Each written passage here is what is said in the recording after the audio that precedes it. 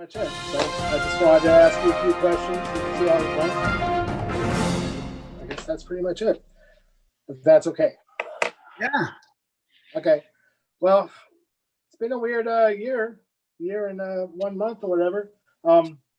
How's life been since last I guess a year ago? A year ago now is when everything started ramping up pretty much.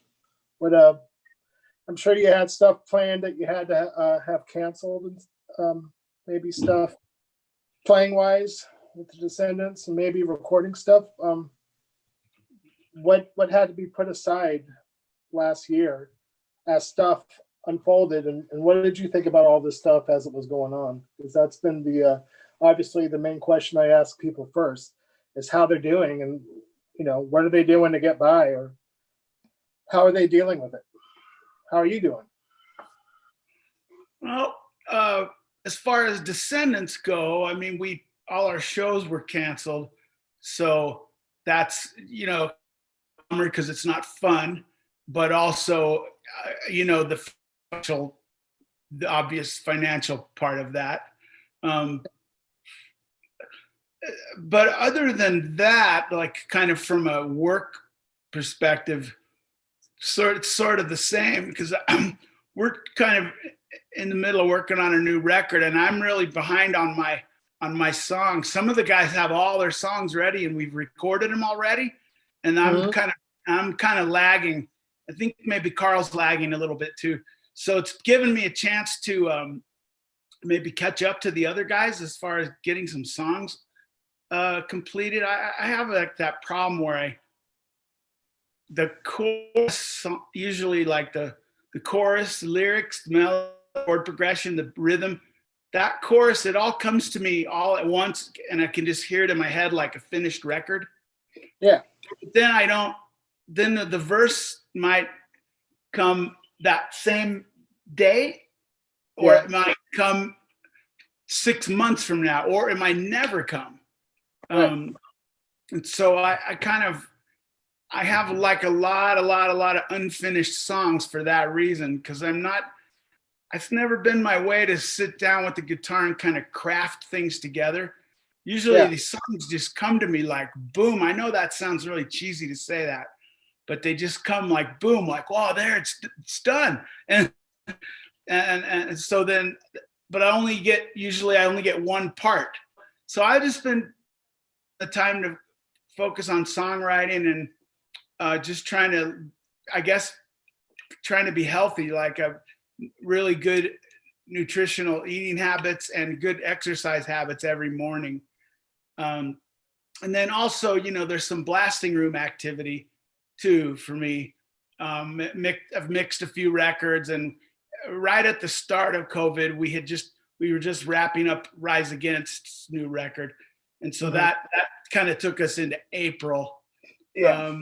And I guess that's about it. And then, okay, on a personal level, I don't get out much, like, anyway. You're kind of a stay-at-home kind of guy too, I would imagine. I'm not antisocial by any means at all, but I'm just, I don't hang out. I prefer to cook my own food.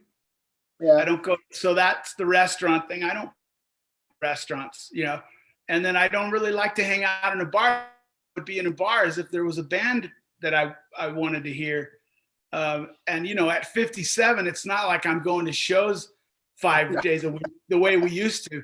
So it's really, my personal life is barely different. The only, if I had to describe a material change, it would be that I canceled my gym membership and then just put together a simple exercise situation here in my basement. Several dumbbells and a little exercise bike and some elastic resistance bands and a little box thing to hop up on to do lunges and hop up on it and do and that's kind of it. So I'm happy as long as I don't, as long as this doesn't drag out long enough until I go broke, I'm happy. And you were talking about catching up on like some of your songs. haven't you said that your songs are usually tied to something that it has to be some sort of event of something that's happened, something that has to be reckoned with or reconciled? That's generally how your songs kind of appear. How do you? Yeah, usually it's that. I don't have much of an imagination, so the idea of creating these great, poems and songs out of thin air. I know some people have that ability, but I don't have it. So I have to just write from what I wake up in the morning and how I feel, whatever I'm thinking about, whatever's bothering me. That tends to be what I write about. But sometimes it can be something I'm stoked about. Like I wrote about getting the chili dogs, or wiener schnitzel, or about I like food, or about we wrote about farting or whatever. Just it can be something I'm stoked about, but usually it's something that I kind of disgruntled about, and putting pen to paper and actually getting a demo of it made. It usually serves. It's funny. It serves sufficient catharsis that I need to do no more. And then I don't even care if it ever gets released or if anybody ever hears it, because that's not why I did it. I did it strictly for me. Yeah, just to get something out. Yeah. Yeah.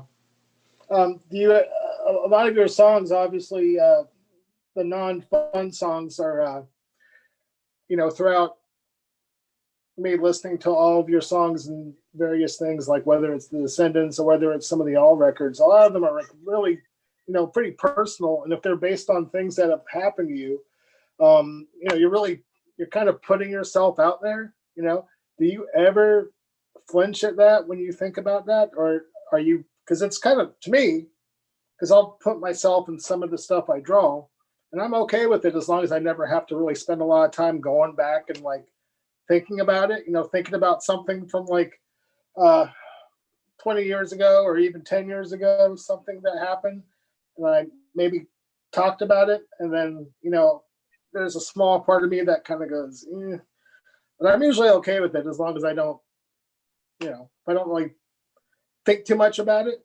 Do you have any kind of conflict with putting yourself out there the way you have in some of your songs?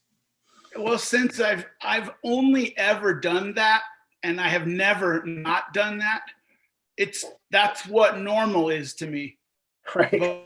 But I do feel that the more kind of, I'm not going to say, well, what with the internet and be vended. I'm not saying that, but I mean, the more that like every single person knows what every other single person is doing and what they're thinking, right. It seems weirder now, where you go on and people are having this discussion about some lyric and from a record from like 30 years ago, and they're like discussing this seriously, and it really. Oh, well, that's the worst, is when it's songs that we wrote, when we were dumbass little 15-year-old kids, and that when it's those songs, and I read what people are, how they're analyzing them, and it's like, oh God, I wish I hadn't bothered, Oh yeah, well, like because I've like on the first record, there's, and I'm not going to go too far into it, but I read what people say about, well, they've used this word that's not socially acceptable in this day and age, and it's like, are you really going to hold somebody to something they wrote when they were like fucking 16 years old and just some sort of adolescent rage, and it's just one fucking line? I mean, all we can really do is our narrow-minded, foolish, ignorant points of view from when we were younger. I'm always apologize if it offended anyone, and move on, because at the time we didn't mean to offend anyone. And the other thing that bears looking at is all languages, but I'll speak to the English language since it's the one that I know the best. Mm-hmm. All languages constantly evolving, and words and terms that were people would joke around among friends, like you're similarly aged to me, I think. And now you can't say any of those words. No. And then by the same token, words that my father used when he was a kid, joking around, you definitely can't say any of those words. And so, and then also when my son has kids, they're going to tell my son when he's a father not to use certain words, and the language evolves. Mhm. And you want to always be on the right side of that. You don't want to offend anyone. I mean, unless you're trying to offend someone. Yeah, But but it's like, honestly, with our language, it's almost like trying to hit a moving target, because some of the terms have flip-flopped meaning, and a lot of times it could be because of a like, say a world event happens or something, and whatever the news calls that event, then that term now is kind of defined by that event. I'll give you an example. The word insurrection has recently, to me, taken on a negative connotation because of the company that the word was keeping. All right. yeah, But yeah. before that, I saw an insurrection as being a good thing, a needed thing. Yeah, I wonder what you're referring to. He said, You know. Yeah, who knows? Yeah, that word immediately flip-flopped for me, and a lot of words have done that. They changed their meaning. Yeah, and the particularly with you're talking about colloquialisms. Yeah. Well, the nuance, nuance is pretty much out the window. So it's kind of like judging those terms and those words, or any word from like when we were kids. It's like, it's really hard to make people understand. Well, that was just sort of the language, and no harm was meant. At least nobody I knew ever felt. It was just like, you're just a dumb kid, and that's just that's just how. If you were like a 12-year-old in 1975 or 76, that was just the language, but it didn't really mean anything. And now it's, yeah. I mean, speaking for myself, I was raised by a conservative white male whose father used to beat him on a daily basis, whose father was racist, chauvinist, misogynistic, homophobic, everything. So I was raised by a man who was raised that way. I was taught a lot of things that I had to unlearn when I became an adult. Sure. Some of them took me longer than they should have to unlearn. But this is the thing: what your parents teach you when you're a kid, that isn't your fault. Oh yeah, totally, and also, what's a good way of putting it? They're just doing the best they can with what they were shown too. So that's exactly. Another thing. Yeah. That's another thing that people don't take into consideration, is like, a lot of people don't look at their parents as human beings that maybe were coming from a problematic situation, and this is just one of those things that happens, so yeah, so, exactly. So everything's been basically pretty much the same, except for sitting on whatever financial situation you're in and hoping that things get better, which is what everybody's kind of doing. Yeah, I mean, my concern is more for other people who, haven't been as fortunate financially as I have been.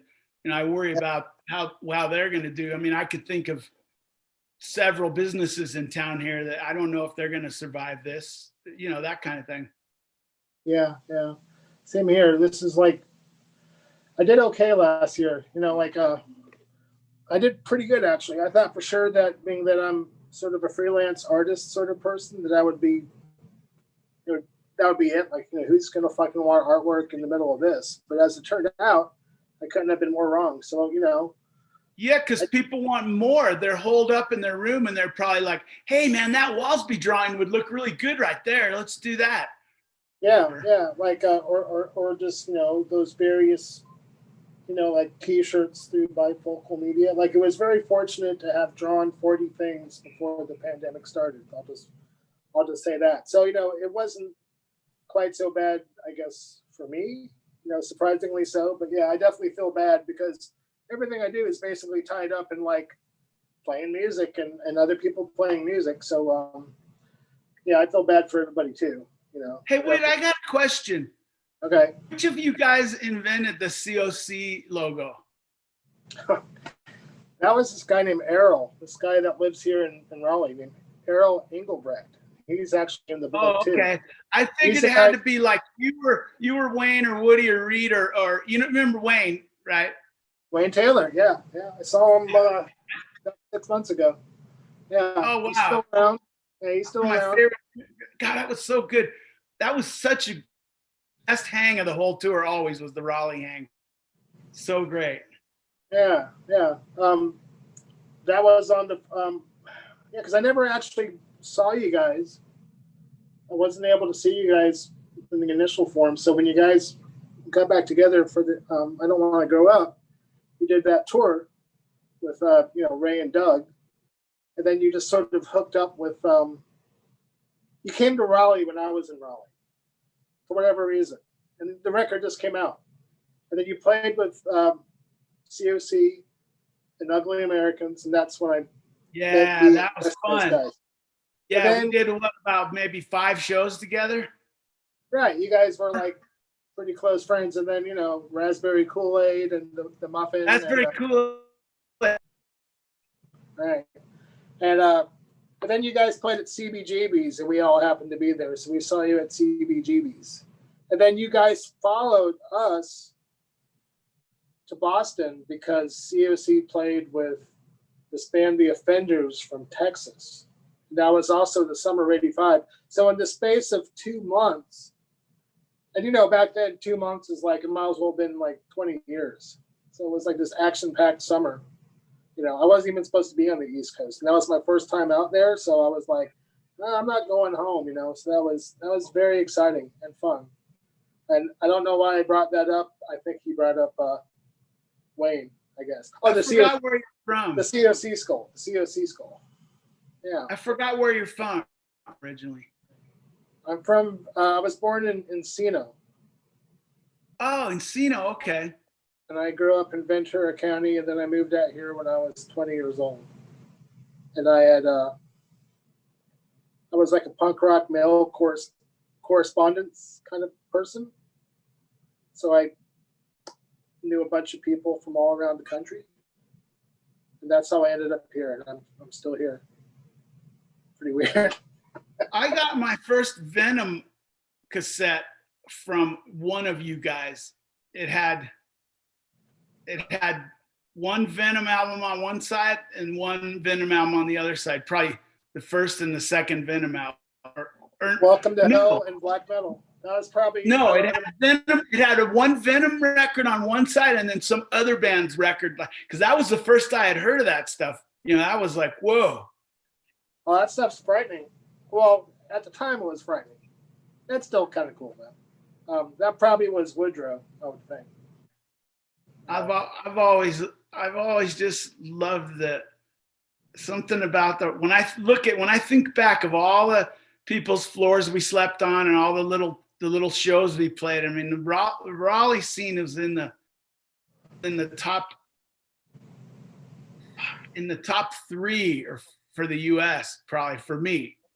They had a cool little scene. Everybody there was really nice and welcoming, and it was pretty varied kind of, and it was like small enough too to be fun, I guess. It was so hot. I feel like I slept on the roof of Simon's house, maybe.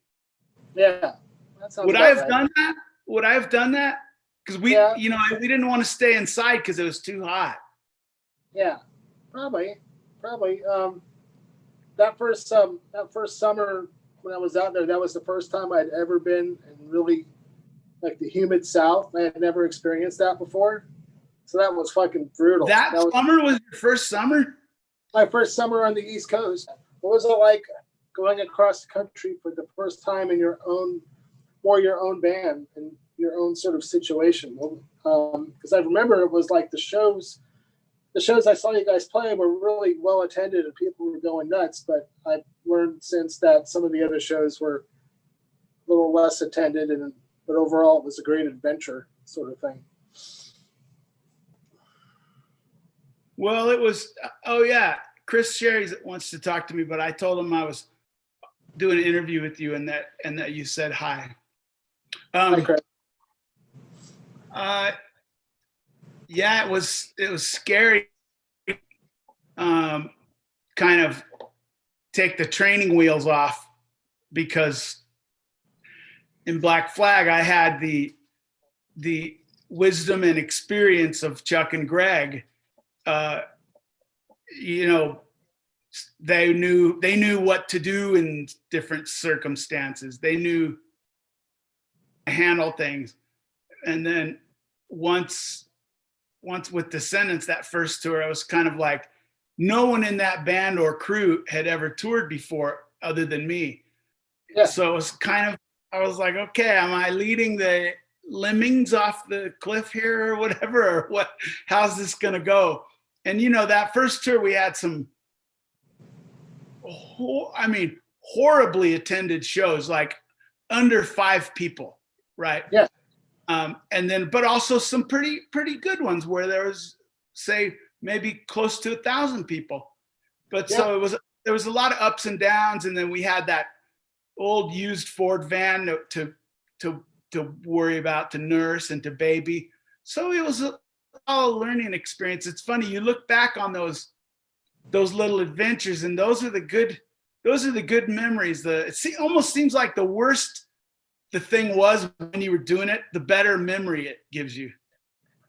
Right. Because it's like your own thing, and you're doing your own thing. And, you know, my first experience touring it was so exciting just to be away from home and actually fucking be able to do that it didn't matter how bad things could get. It was still fun and worth doing. Does that make sense? Like, you know, I think you're right. I think you're what you just said is the reason why it just didn't matter. It didn't matter where we slept.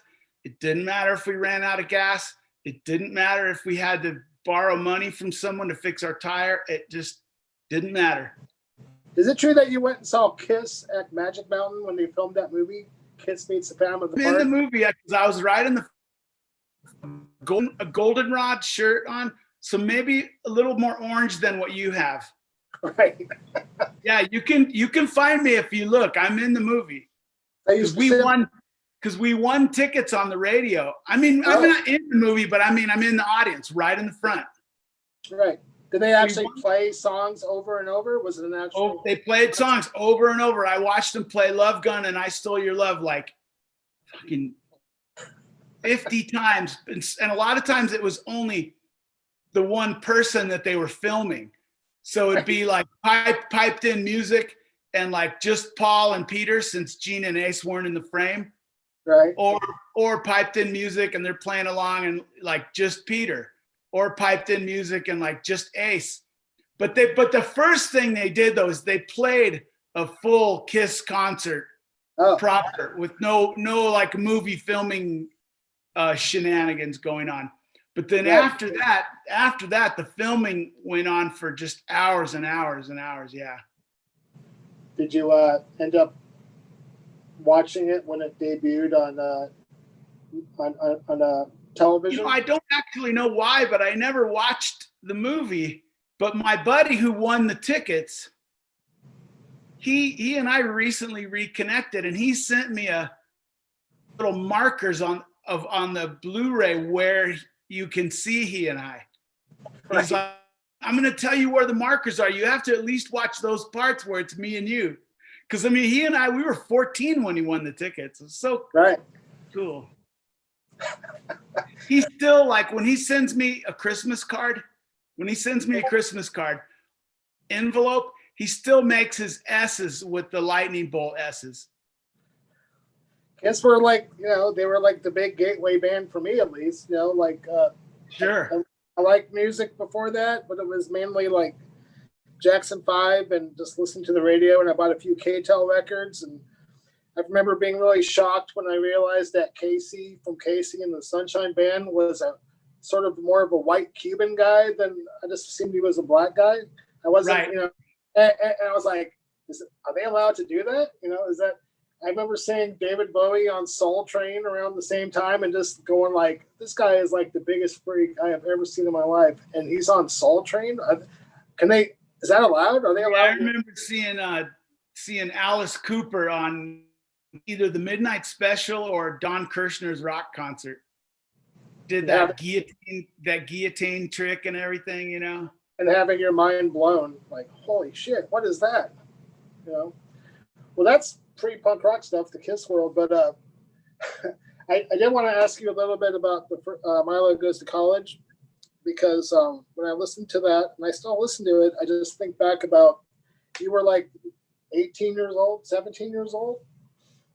Well, when we recorded it, we were 18. Yeah. So you're like 18 years old recording this record, and it's like the chops on that, you know, there's a lot of really good drummers out of LA punk rock and just LA music in general. You have like, you know, Lucky from the Circle Jerks or Spit Sticks from Fear and you know, Robo, obviously, you know, I know he was a huge influence, and just the way he did the whole every snare hit, there's the 3 hi-hat things and stuff like that. That's a really accomplished performance, I think, then and now for you know, for anybody, but like you're like this young kid. What were you actually listening to that inspired you to like put this style together? Because like, well, I always tell people the real simple answer is Descendent recipe equals 1 part The Last, 1 part the Alley Cats, and 1 part Black Flag. That's the Descendents recipe right there. 1/3 of each. But the super rapid fill, like snare rolls. Alley Cats. That's from Alley Cats.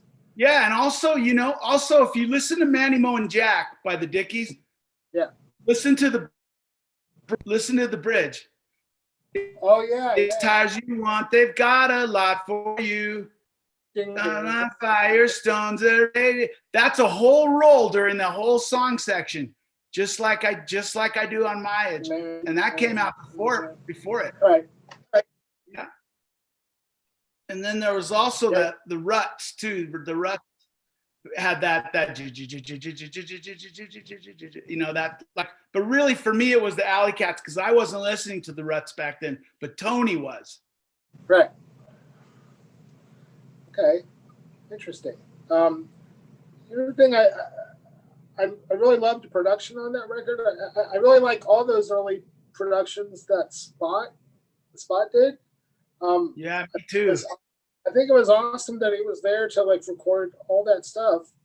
And it's only been since the internet age where I get to read what everybody thinks about everything all the time or whatever. And like people were just kind of going, well, the production on those records is just not very good.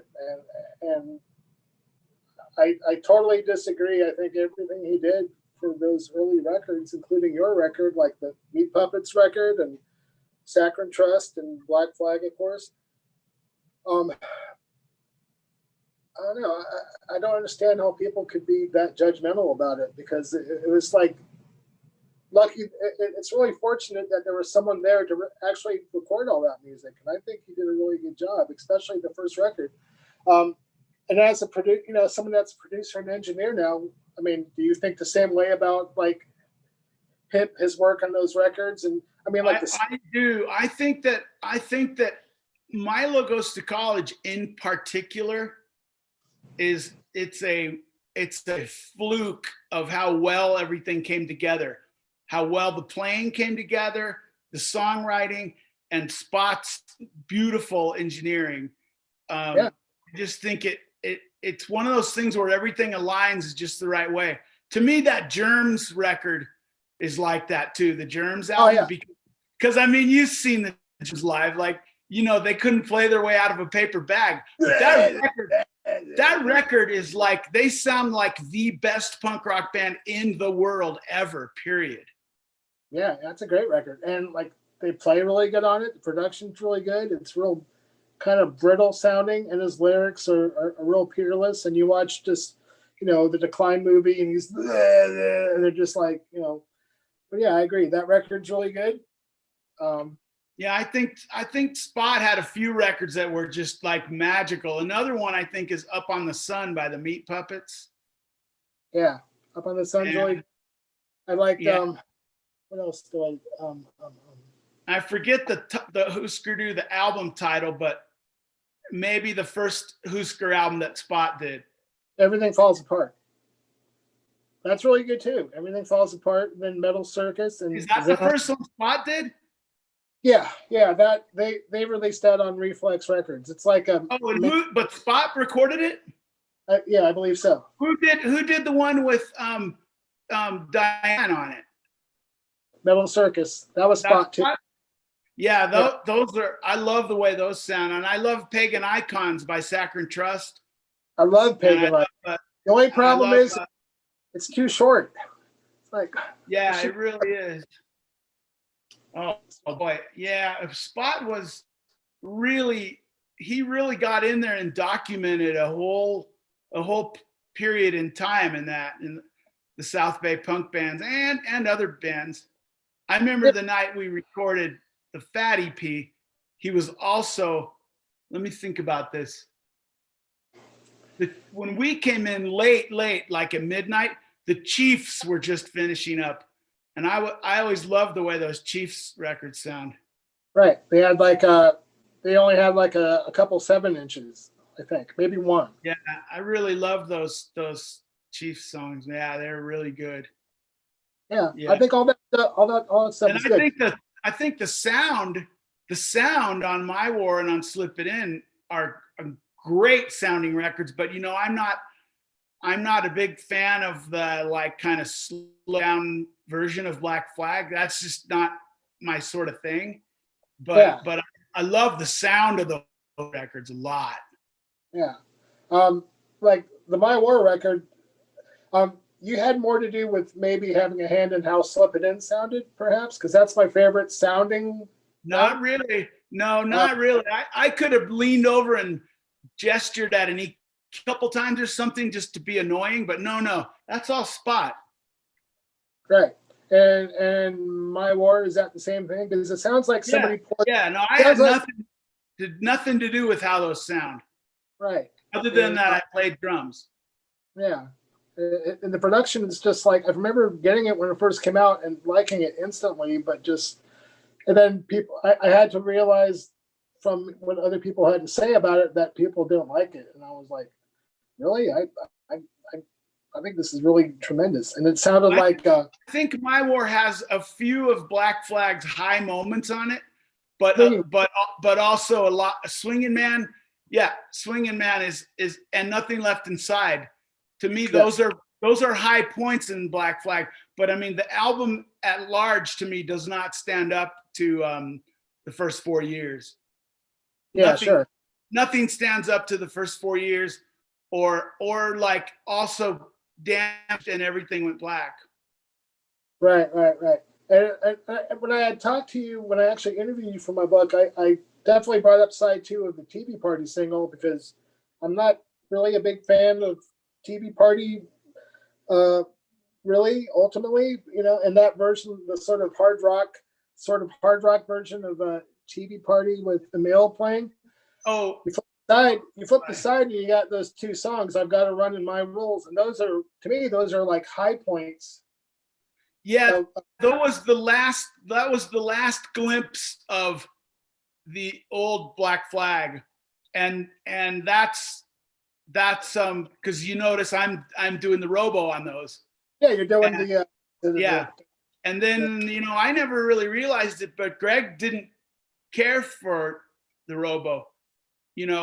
I'd be playing and he goes, can we try it where you don't do that weird thing that robo used to do?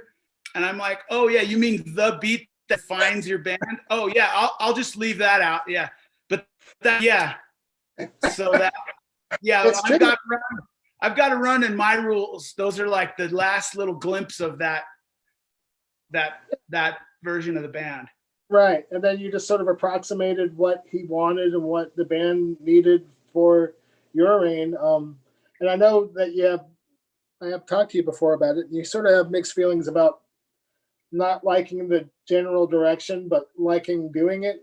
And but at the same time, I liked the intention of us trying to just not make another Damaged, or another Nervous Breakdown.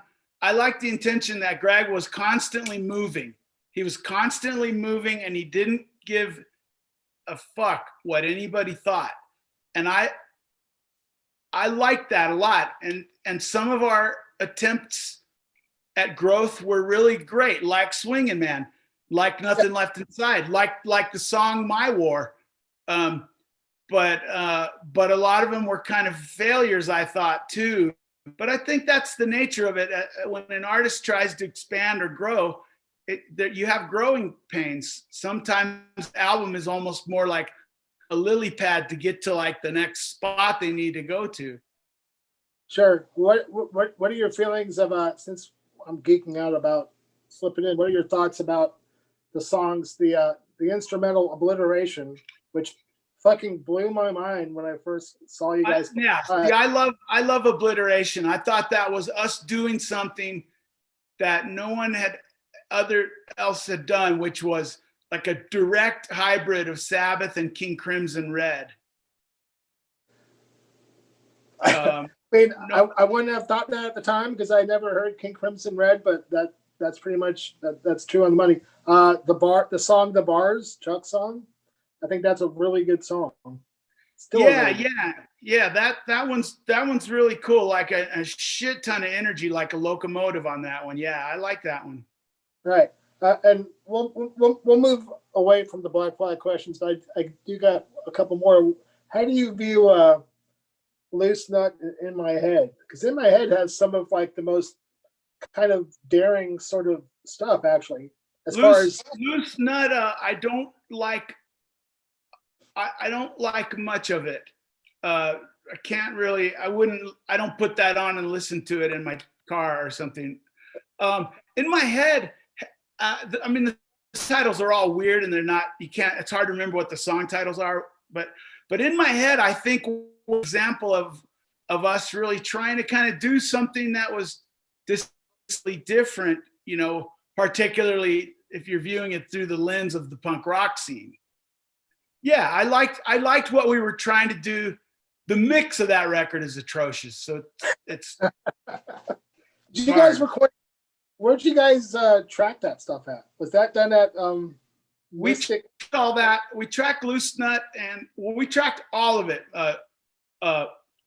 My War, Slip It In, Family Man, Loose Nut, and In My Head. We tracked all of those at Total Access down in Redondo, where Milo Goes to College was recorded. Right. But Loose Nut and In My Head were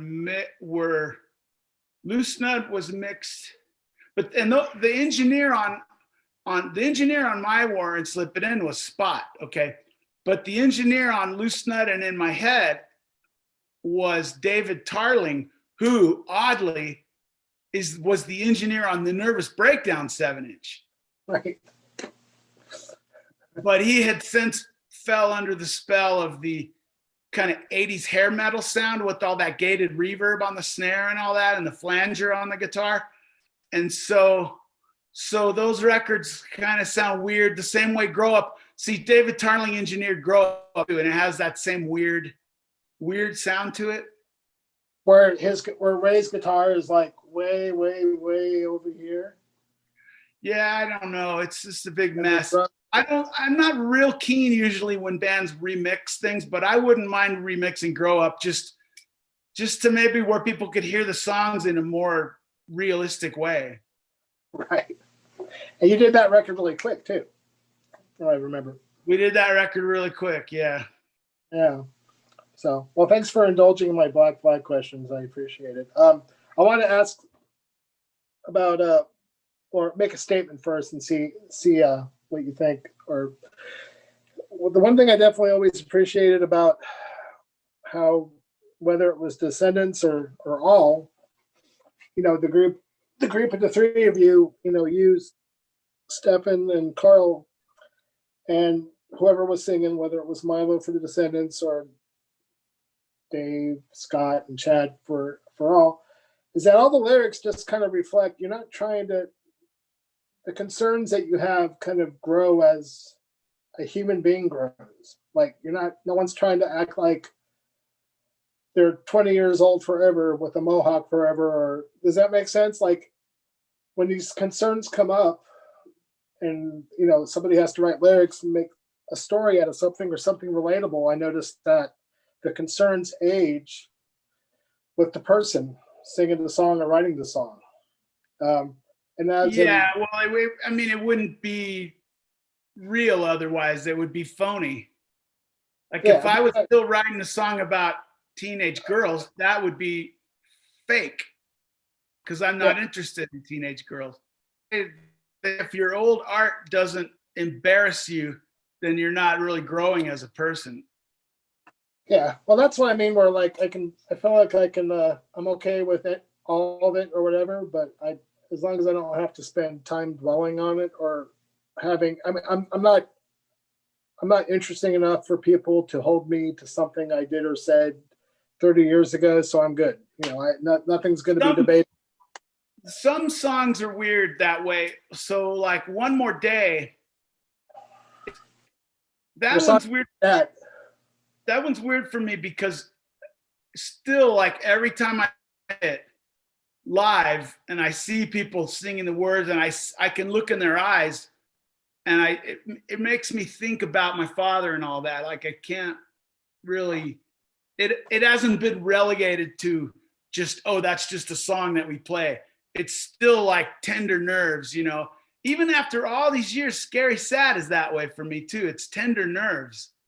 That's kind of funny because I actually wrote down Scary Sad because that was one of the songs that I found the most relatable as a young adult male, that sort of felt noble in his pursuit of whatever, you know. I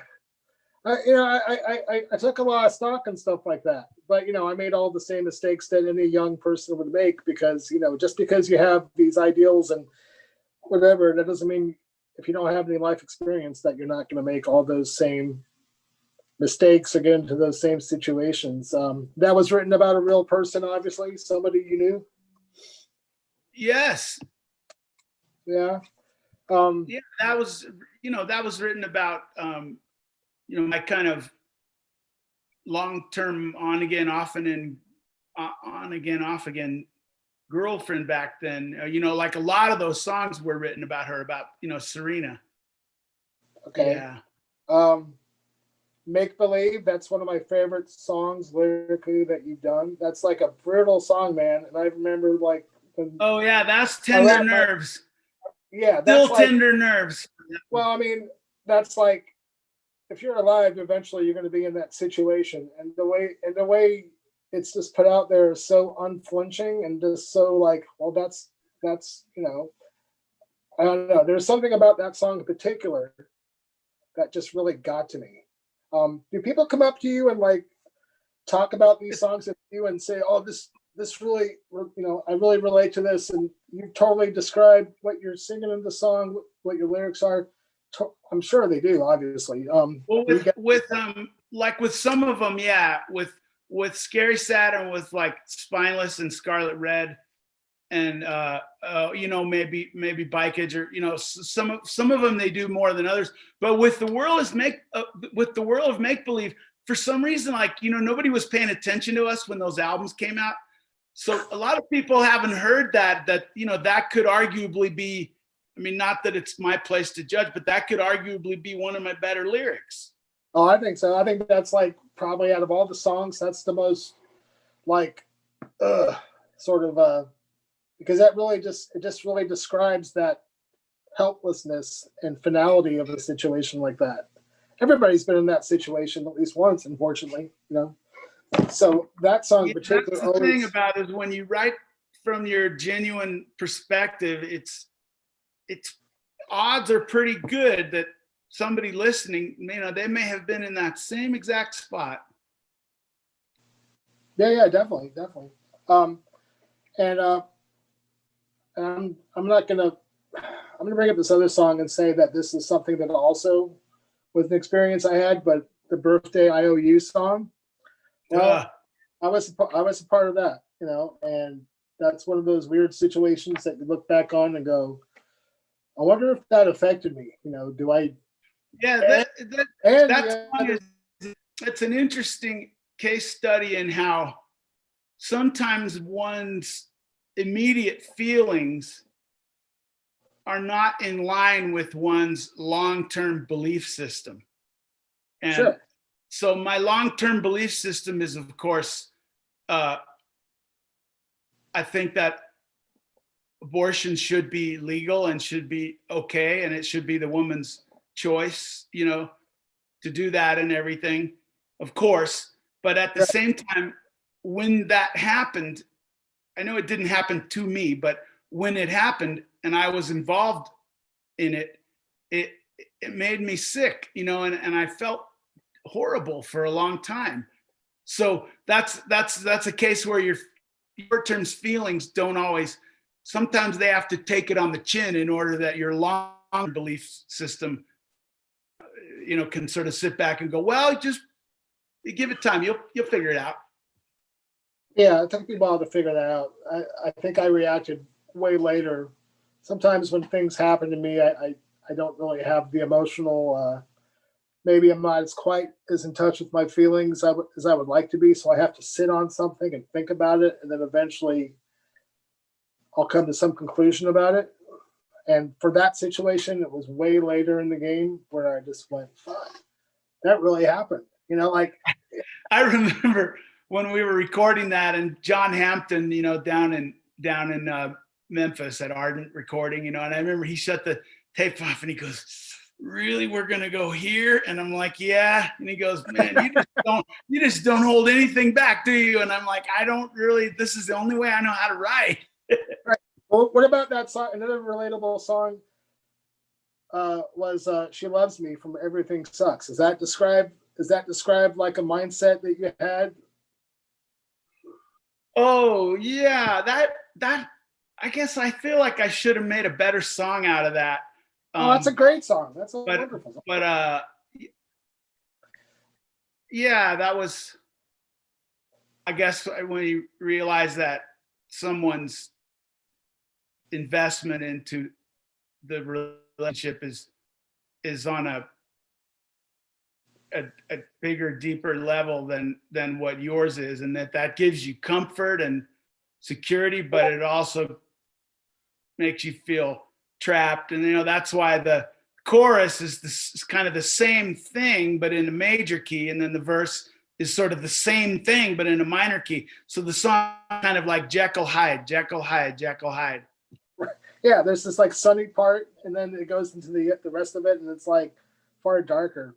Yeah, I always appreciated all that stuff for sure. I guess the last song I wanted to ask about lyrically was, because this is a completely different sort of personal song, but Maddie from Cool to Be You. Oh yeah.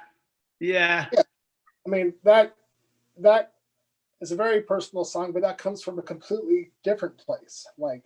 And that. Yeah, well, you're talking about how we write about things, and then when we get older, we write about really different things. I mean, who would have thought when I wrote "I Like Food," 35 years later, I would write a song to do with kind of co-parents and sort of stuff, kind of bickering over a young toddler. Yeah. Yes. Yeah. I never thought I would have been in that position, and thankfully the parties involved there and myself have all reconciled, and we all are close now, and we work closely with one another for the betterment of Maddie and everyone involved. Well, that's great. That's a nice conclusion to come to, man. Yeah, in fact, I just mixed an album for one of the person's band, Cool. Yeah. So it all kind of and I let his little son come sit up on the drum riser when we play shows in the area, that's Maddie's half brother. That's cool. This something I'm sure you've been asked before, but like all these songs over all these different years, and also the two songs from the Lemonheads record, the one about your dad and the other song. Oh yeah, Steve's Boy is the prequel to One More Day. Right. Have you ever thought about taking all your songs, since you can play everything anyway, you can play all the instruments? Have you ever thought about what would it be like to take these songs and just re-record them myself and retool them completely? Yeah, I mean, that's something that's ever crossed your mind? The thought has crossed my mind since I play so much guitar, so much bass, and I'm singing constantly, either if it's on my own demos or on backing vocals of bands that I produce. Yeah. I mean, the thought has certainly crossed my mind, but I guess I'm too insecure about my singing voice. That's really the only thing that has prevented me from doing anything like that. Or maybe it's also something I feel like it's really, if there were a back burner thing, this would be it. Like when I'm kind of too old to tour and too old to play My Dad Sucks and I Want to Be a Bear, and I just can't do it anymore. I could do something where I recorded a set of my own best songs maybe, but I would put that way in the back burner, kind of where I would put a book. For me, a book would be when I can't get out of my chair anymore. That's when I'll write the. Right. In a fantasy universe, what artists off the top of your head would you have killed to be able to record? Would you like Ornette Coleman, Neil Young, or like? Don't even. I can't even. Yeah, just starting from my childhood, Cat Stevens, Neil Young, Leon Russell, the Black Sabbath. When they were around, the Jimi Hendrix Experience. Mm-hmm. Oh man, I can't even. That question to Charlie Parker, Duke Ellington, and Art Tatum, Jelly Roll Morton, Louis Armstrong. Oh boy, the Mahavishnu Orchestra.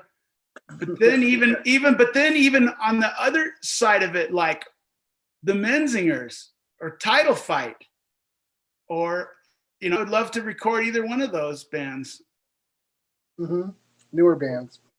Yeah, newer bands that never came. Right. How much more time do you want to go? I want to do this to whatever completion means to you. Okay. Well, I've got plenty of stuff up there, and we've already covered. Life's Not Much Different. We're still working on the new Descendents stuff. Blasting Room is still up and running, obviously. I asked you about your drumming from your first record. I'm just kind of going through my list because I made a big one. I was going to ask about bands on the first Descendents tour that you liked, but you already said COC, and then the only other band I could remember was Honor Roll. You paid tribute to when you guys played in Richmond. Oh, yeah. I still keep up with Penn. Boy, I really love those. He was sending me he'd send me one song at a time. Like it would take him like a year to get one song done. That thing, Loincloth. Loincloth. Yeah, that 4 songs. Man. Yeah. That stuff was wow, right? Jeez. Yeah. Penn. Yeah. He doesn't really Last time I saw Penn, him and Brocky were in a heated argument about the best way to keep your feet clean so you don't get athlete's foot. That sounds about right. That's pretty great. Right. That sounds about right. Oh, okay. I think I got a few more things I was kind of wondering about. I'm really not very knowledgeable about a lot of the stuff that you've, I don't want to say pop punk, whatever, but in the universe that the Blasting Room, a lot of those kind of acts, a lot of those bands, I don't really know that much about, and the one band that you did work with, I ended up kind of getting to know and really, really respecting them and liking them a lot, and thinking that they were like so different than what they were at least used to be associated with. You recorded them once. Is that band Propaganda from Winnipeg? And I really loved the record that you did with them, and pretty much the record before that and everything they've done since. I think they're like a really, they kind of remind me of having the same universal appeal for like what the Descendents and all do, where it's like these two or three guys have really created something that's kind of changes and stuff, but it's uniquely their own thing. And I think they just kind of get better. And I'm not really a big fan of their very earliest stuff. And what was the experience of working with them like? And how did that even take place? Yeah, I mean, we got them at a great time. You know, we had mixed the album before Supporting Cast. We had mixed that album, but they recorded with the song. It's such a good song. What's it called? The very first song. On the Potemkin City Limits or on Supporting Cast? On Potemkin City Limits. I don't remember the song title so well, except I think a Speculative Fiction, the best song. Oh, a Speculative Fiction, right. So, but then when they came for us to produce, man, I thought that material was so strong. I have two favorite songs that I've worked on as a producer. My all-time two favorites. One is the song "Without Love" by Propaganda. Yeah. I think that is one of those songs where I would give one of my fingers to have written that song. It's a great song. I can't even believe someone wrote a song that great. Okay. Yeah. And then the other one is by the band Audio Karate. Karate. And the song is called "Jesus is Alive and Well and Living in Mexico." And those are my two favorite things I've ever done at the Blasting Room. Wow. Cool. And I love Propaganda. We still mix for them. Jason still mixes their albums, but I think they record themselves with a local guy, and they do a good job. They know how to record themselves really well now. So, right. So yeah, and then Jason mixes them. I love basically their last three records are, I think, amazing. Yeah, and like I moved away so long ago. I never heard. I feel like I'm missing out because if I ended up discovering Propaganda and thinking that was really, really good, and how that didn't sound anything like, I don't want to name names, but I think you know what I'm trying to say. Like, what other? Yeah. When they first started, they kind of had a more of a let's just call it a Fat Record sound, but then they really grew into this monster, and I love it. Yeah. And I like stuff like that. I like some of the stuff that obviously some of the music, well, a lot of the music that you guys have done, and stuff like Voivod and No Means No. Is there like is there a couple? I really know nothing about, like, say, a band like Lagwagon, or I just. You know what? I'll tell you a really good record to check out is the newest Good Riddance record. Okay. Even if you hate Good Riddance, the songwriting on this record is so strong. The newest Good Riddance record, it's called Thoughts and Prayers. Okay. That you really should listen to that. It's to me, if you ever have even one toe in the pool of like Fat Records, Epitaph type stuff, that record is top notch, top shelf playing, top shelf lyrics. Great. All right, I totally believe you, and I'm going to write that down. Another. Let's see. You mentioned Lagwagon, so I would say the song May 16th. But I've never even heard them. I'm just using them. Listen to the song May 16th by Lagwagon. That would be your inroad if there was going to be one.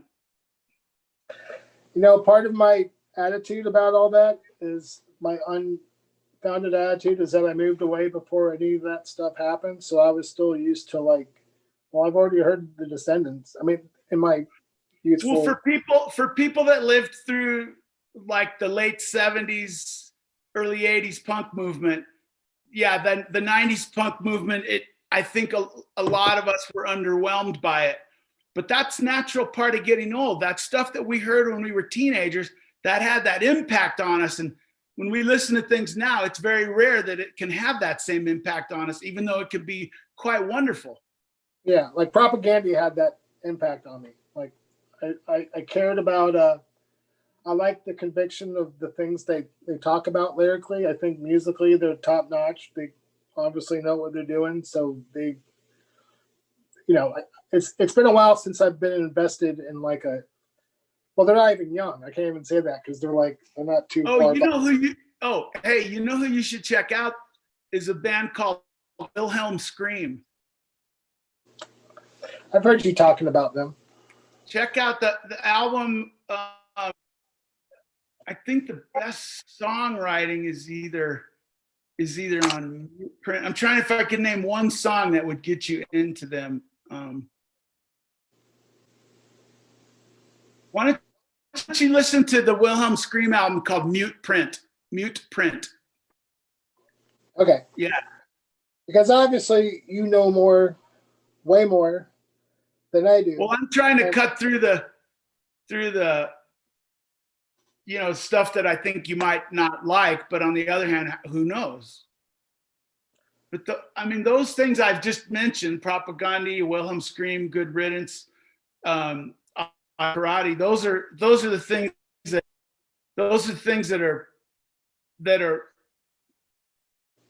that stick in my head when somebody says, "What's good at the blasting room?" I mean, that's what comes out. Got it. And there's probably 5 bands I'm totally forgetting who are going to see this video and hate me, but I can't do anything about that. That's all I got, I think. Okay, Brian. Well, you know, it's good catching. My favorite part was talking about raspberry Kool-Aid and all that. That was such a special time for me in there, you know. Oh yeah, yeah. The raspberry Kool-Aid. There was a bran muffin. You were sleeping at Fresh bran muffin. Fresh Yeah. bran muffin.